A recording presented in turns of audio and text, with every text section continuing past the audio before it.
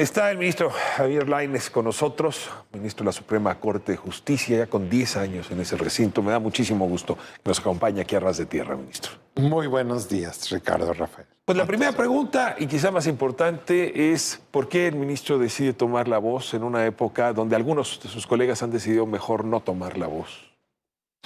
Bueno, muy interesante. Tu pregunta en realidad, efectivamente, es siempre el perfil del juzgador se considera como un perfil reservado, sino que no se sube a los medios o no anda en la, digamos, en la opinión pública o participando del debate público, ¿no? Pero creo que la situación por la que está atravesando el Poder Judicial de la Federación sí amerita en este momento que salgamos a explicar el porqué de nuestra oposición, el por qué consideramos que esta reforma, que esta propuesta está muy, muy lejos de beneficiar a las mexicanas y a los mexicanos. Es un tiempo extraño, en efecto, donde se han revesado muchos límites, las formas están cambiando y coincidiría con usted. Creo que hay un momento en donde la Suprema Corte tiene también que dar una voz política, porque quedarse callados es casi condescender con lo que está ocurriendo y me da mucho gusto en ese sentido tener esta oportunidad de hacerle algunas preguntas en lo que un programa de este orden a esta hora de la mañana lo permite. Y déjame comenzar primero con la pregunta de la coyuntura. Un par de jueces toman la decisión de ordenar la suspensión a propósito de la discusión sobre la reforma judicial. Ha generado esto mucho ruido. Ayer la bancada priista y la panista decidieron salirse para no estar en esa discusión. Y bueno, lo escuchamos bien. Ricardo Monreal amenazó con la guadaña de juicio político contra los jueces que se opongan. Yo tengo la impresión de que en realidad es un mensaje no es solo a esos dos jueces, sino a cualquiera que se oponga a esta reforma. ¿Pueden estos dos jueces hacer lo que hicieron? ¿Pueden emprenderse juicios políticos en contra?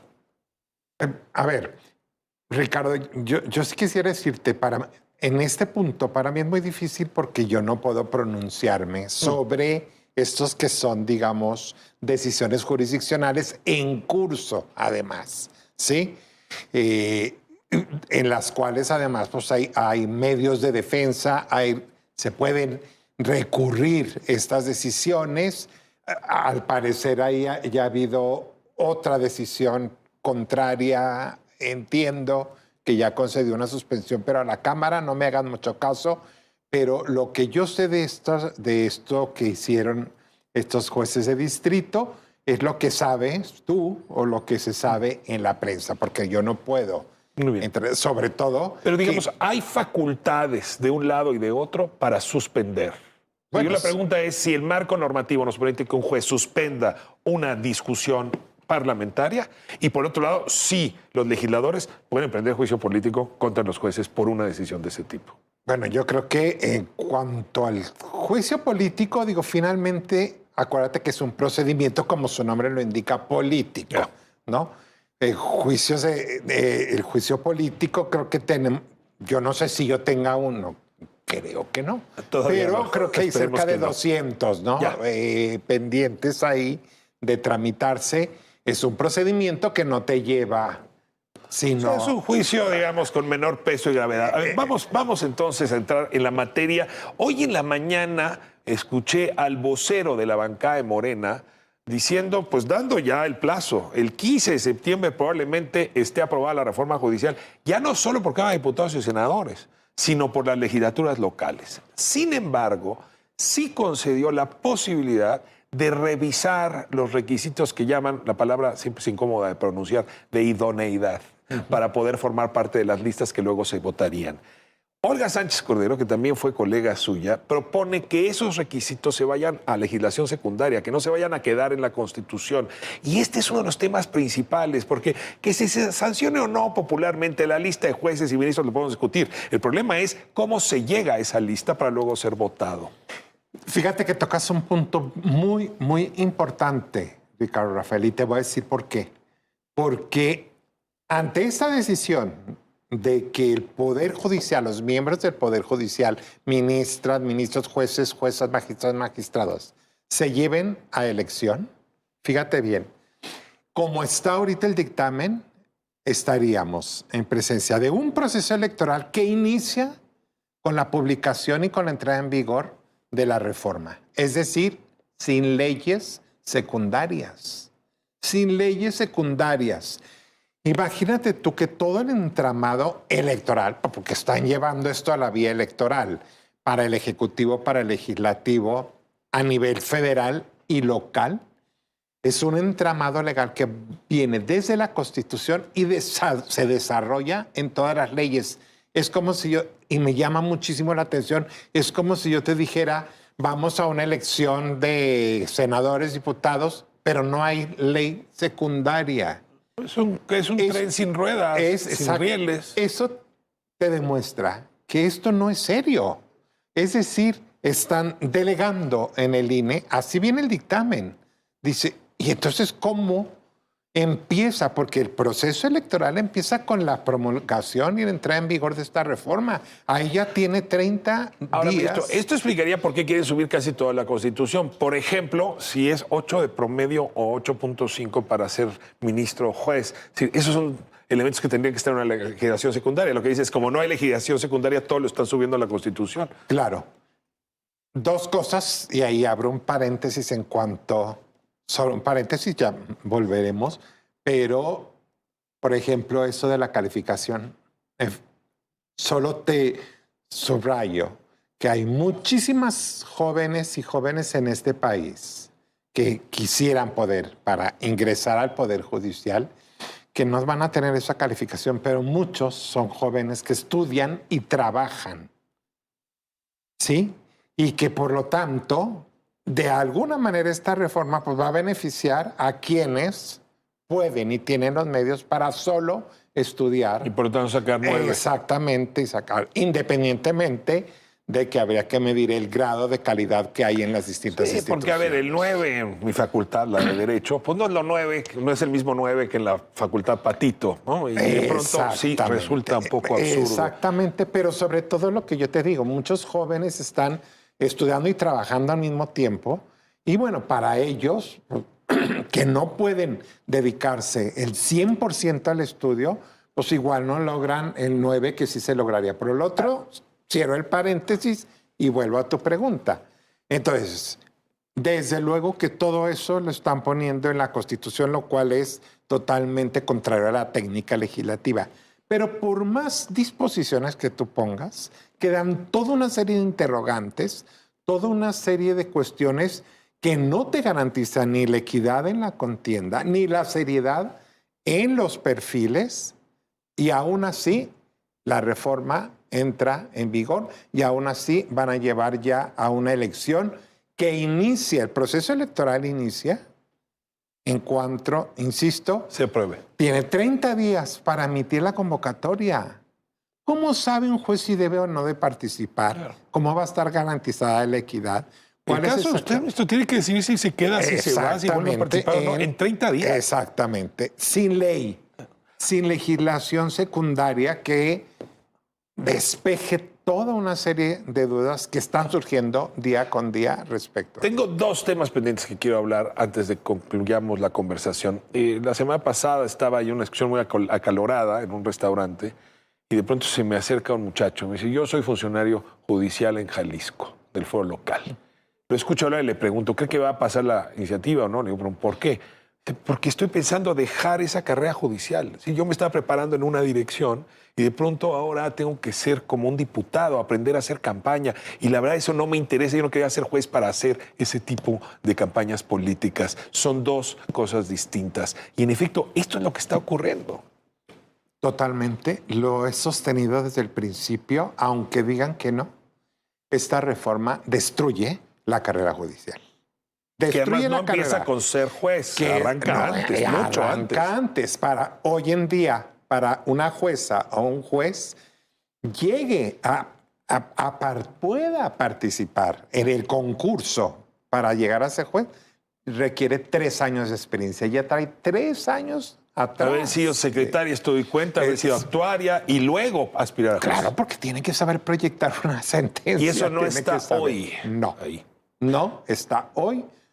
Es una politización total de la justicia porque cada poder vamos a proponer candidatos con un comité que hoy en día nos dicen un comité de evaluación que cada poder va a formar, no sabe, y dice la Constitución, el proyecto, perdón, dice expertos en materia jurídica, lo que esto significa. Con sinceridad, ustedes van a armar un comité en la Suprema Corte, ¿no? Y van a proponer, pues, digamos, perfiles de juez y de ministros.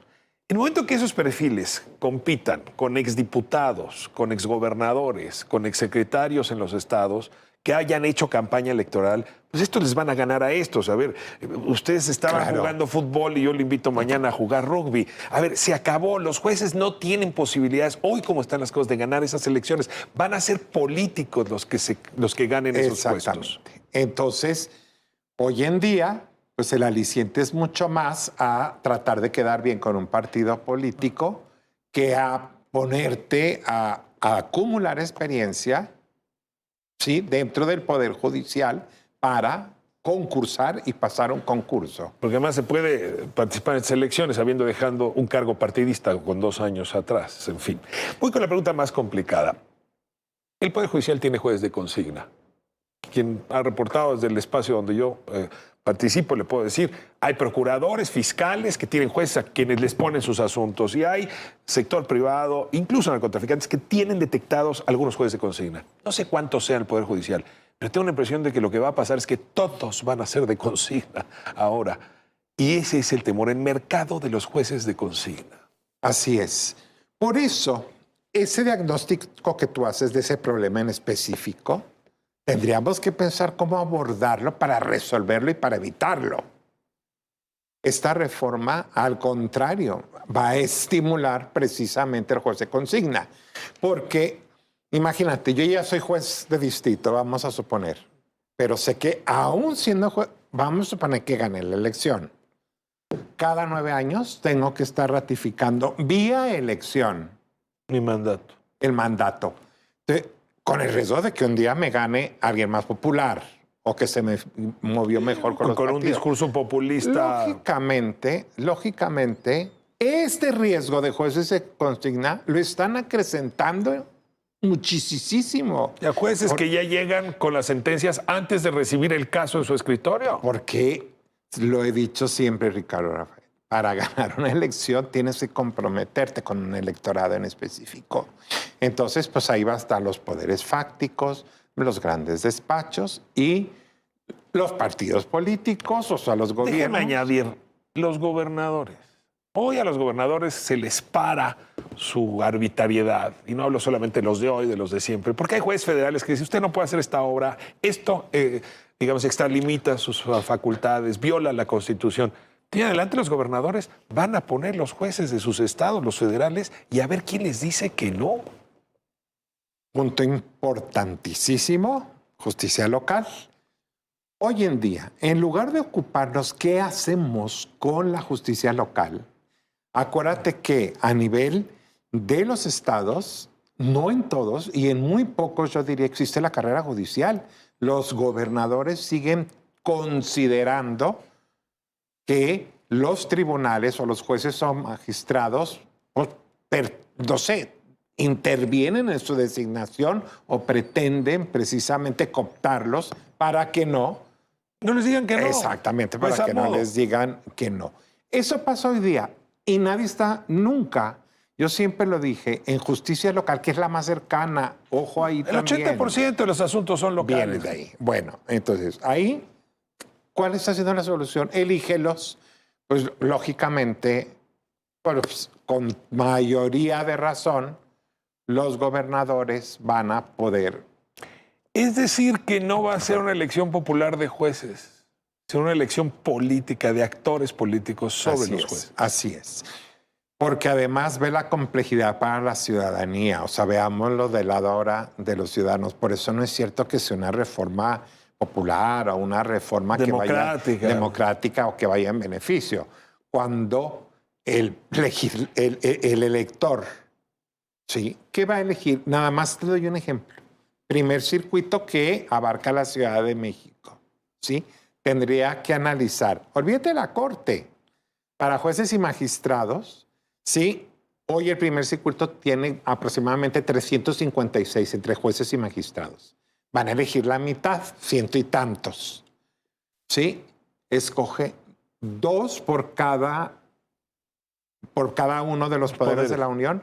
Estamos hablando como de 1068 perfiles. Yo no, como ciudadano, no puedo conocer los perfiles. Le estás pidiendo al ciudadano. A ver, Pues el listo, ciudadano voy a lo votar van a o por la llevar. lista de la presidenta, o por Claro. la lista del Congreso, o por la lista de la Suprema Corte, y la de la presidenta lleva Escoge mano. los primeros 5 de arriba, de este lado, porque además, así lo han dicho, lo van a identificar. Como ¿Quién la lista del propuso quién? Cierro con un último argumento, o más bien una última pregunta.